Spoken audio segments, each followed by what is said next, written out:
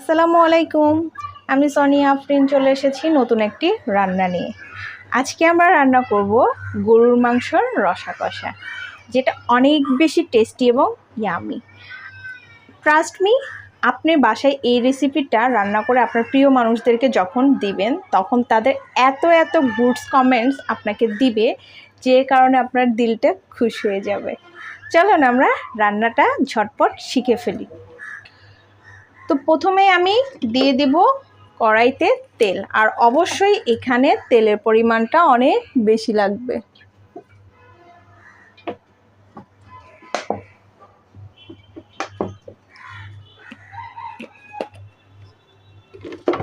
তেলটা গরম করার জন্য চুলার আঁচটা একটু জোরে দিতে হবে বা বাড়ায়া দিতে হবে। এরপরে তেলের মধ্যেই আমি দিয়ে দিব পেঁয়াজ। দেখেন, আমি প্রায় হাফ কেজির বেশি 3 পোয়ার মতো পেঁয়াজ নিয়েছি। এটাতে অবশ্যই বেশি পরিমাণে পেঁয়াজ দিতে হবে।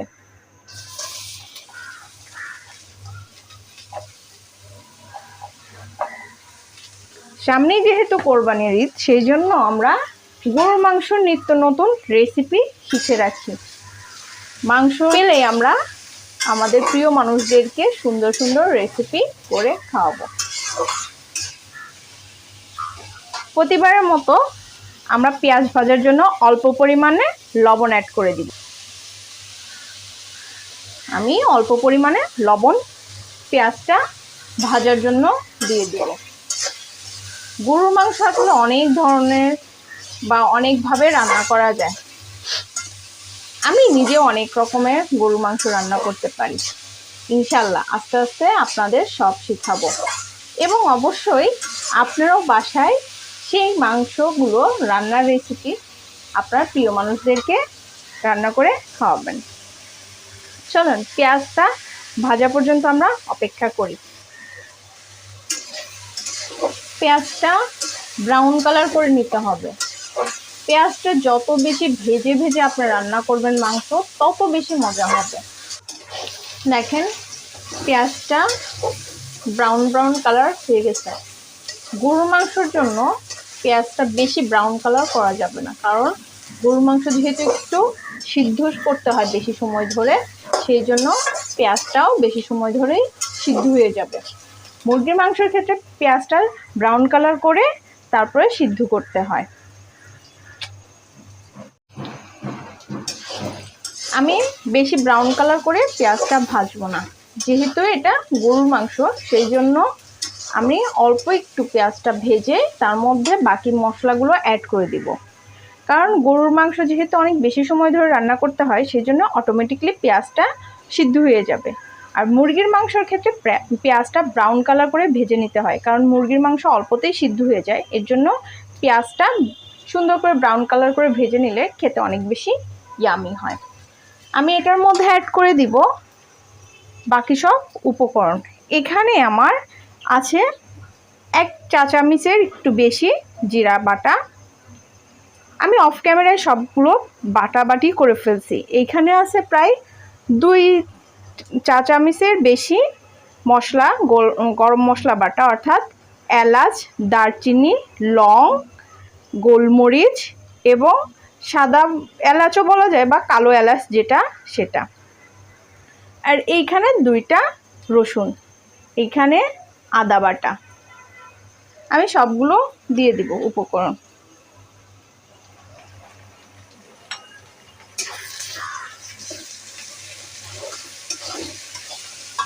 এ পর্যায়ে চুলার আঁচটা একেবারে লো করে দিতে হবে।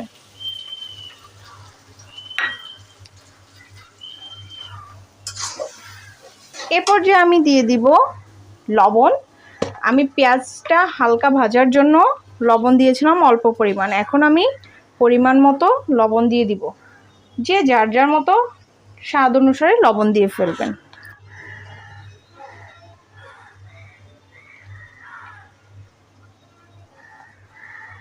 আমি 1 চা চামচ পরিমাণ ধনিয়ার গুঁড়া, 1 চা চামচ পরিমাণ।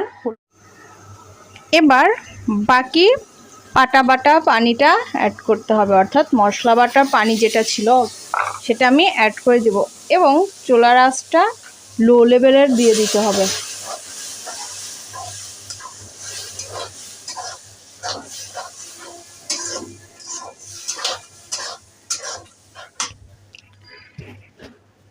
এখানে আবার একটু তেল অ্যাড করে দিতে হবে।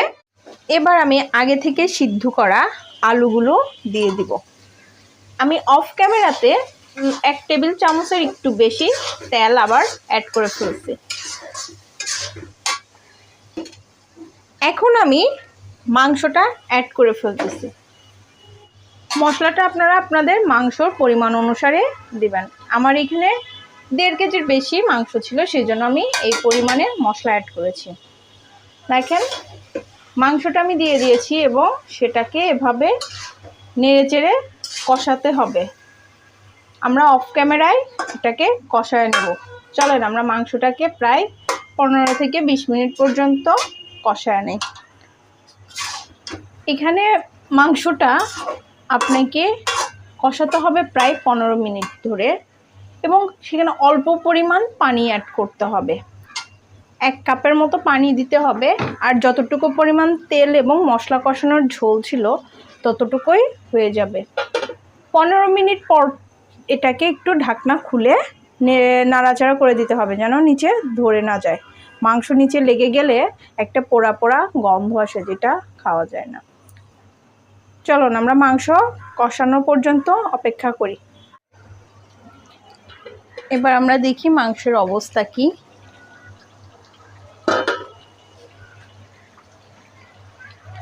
মাংসের মধ্যে তেল বের হয়ে আসছে।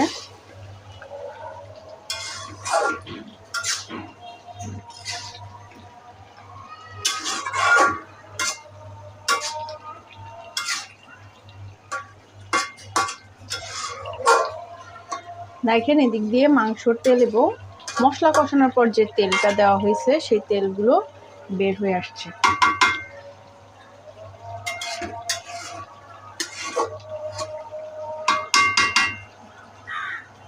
এ পর্যায়ে চুলার আঁচটা একটু বাড়ায় দিতে হবে।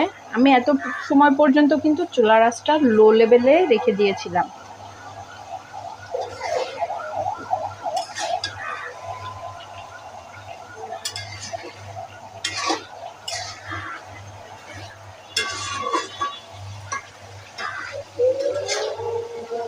মাংসটা এরকমই হবে, কিন্তু এখন এরকম রাখলে তো আর খাওয়া যাবে না, কারণ মাংসটা সিদ্ধ হয় নাই। সেই জন্য সিদ্ধ করার জন্য আমি একটু পানি অ্যাড করে দিব।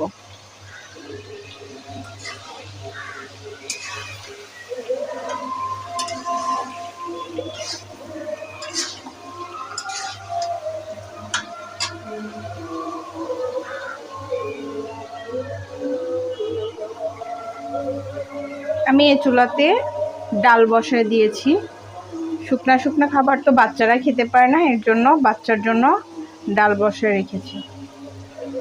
আপনারা আবার চিন্তা করতে পারেন যে আপুর কি বাচ্চা আছে? না, আমি আমার আপুর বাসায় ঘুরতে এসেছি, তো আপুর একটা বাচ্চা আছে, তো ও শুকনা খাবারটা কম পছন্দ করে, এর জন্য ওর জন্য সবসময় ডালটা রান্না করতেই হয়।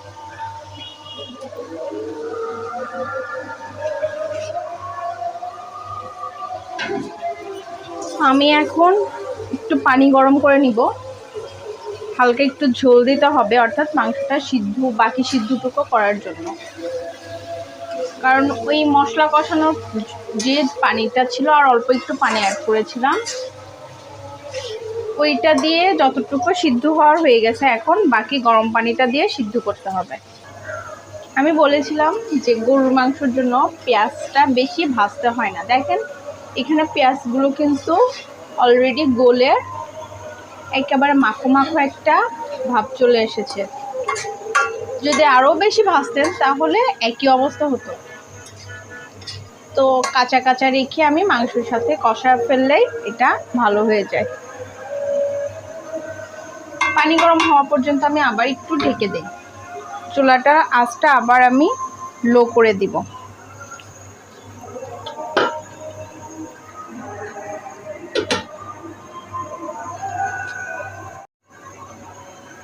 পানিটা গরম হয়ে গেছে, এবার আমি মাংসের মধ্যে পানিটা অ্যাড করে দিব।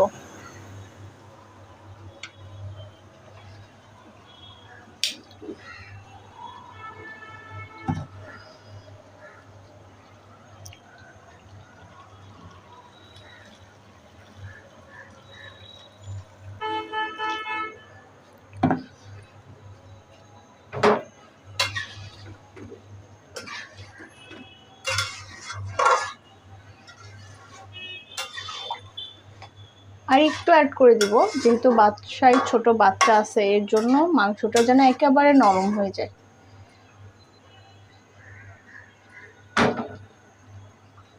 দিয়ে আবার আমি আধা ঘন্টার জন্য ঢেকে দিব।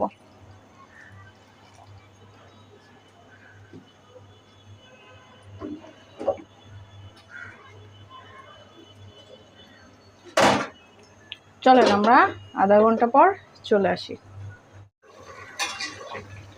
আমি আস্তে আস্তে মাংসটা সিদ্ধ করার জন্য চুলা আস্তে করে দিয়েছিলাম। আর গরুর মাংস একটু গরম গরম সার্ভ না করলে মজা লাগে না। ঝোলটা কিন্তু এরকম থাকবে না, আরও শুকিয়ে যাবে। আমি 4 মিনিট পরে বা 5 মিনিট পরে একটু নেড়ে দেওয়ার জন্য ঢাকনাটা খুলে দিয়েছি।